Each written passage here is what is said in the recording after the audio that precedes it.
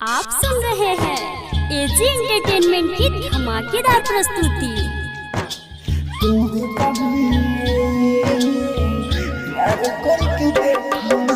Mix by DJ Kanchan राज, हाजीपुर वैशाली।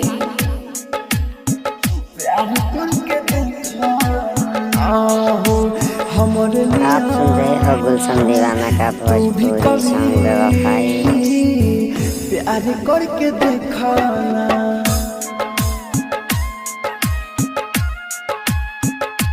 हो हमरे नियान, तू भी कभी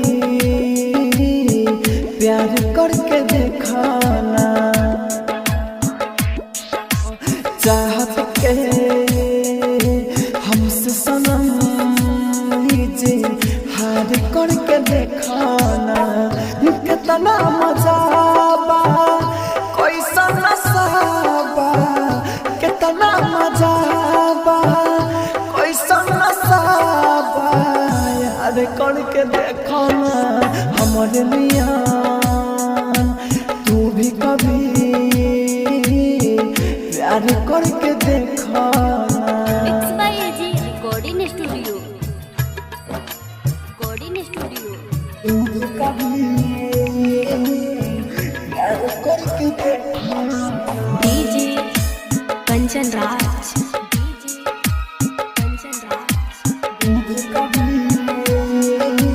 नीम चौक चौसीमा वैशाली। प्यार करके देखो, दिल लगा के जाने हो अपन लिहत माने हो। तोहरे में बसेला हमारो ई परान हो। दिल लगा के जाने हो अपन लिहत माने हो। तोहरे में बसेला हमारो ई परान हो। प्यार का होला टूटे न जोड़ा, प्यार का होला टूटे न जोड़ा। जे कैलाशों से पूछो ना हमरे नियम, तू भी कभी प्यार करके देखाना। चाहत के हमसे सनम जी हार करके देखाना।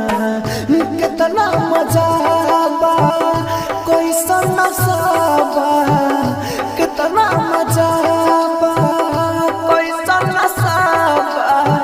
यार करके देखो ना हमारे नियम, तू भी कभी प्यार करके देखाना। Mix by AG recording studio. Recording studio. तू भी कभी प्यार करके देखाना। DJ Kanchan Raj, DJ Kanchan Raj. तू भी कभी नीम चौक चौसीमा वैशाली। तू भी कभी प्यार करके देखना। राइटर हो दिल के हो जाए तो गोरी, बारो तो पाइले दिलवा के छोरी। राइटर हो दिल के हो जाए तो गोरी, बारो तो पाइले दिलवा के छोरी।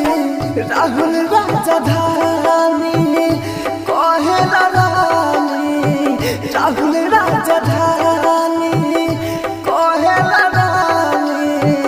मनोज के छेकाना हमरे नियम, तू भी कभी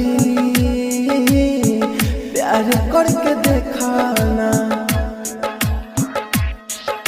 चाहत के हमसे सनम जी हार करके देखाना।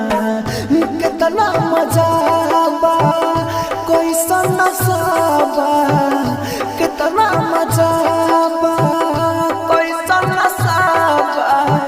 यार करके देखो ना हमारे नियम, तू भी कभी प्यार करके देखाना। Mix by AG recording studio, Roshanpur, Sapaha.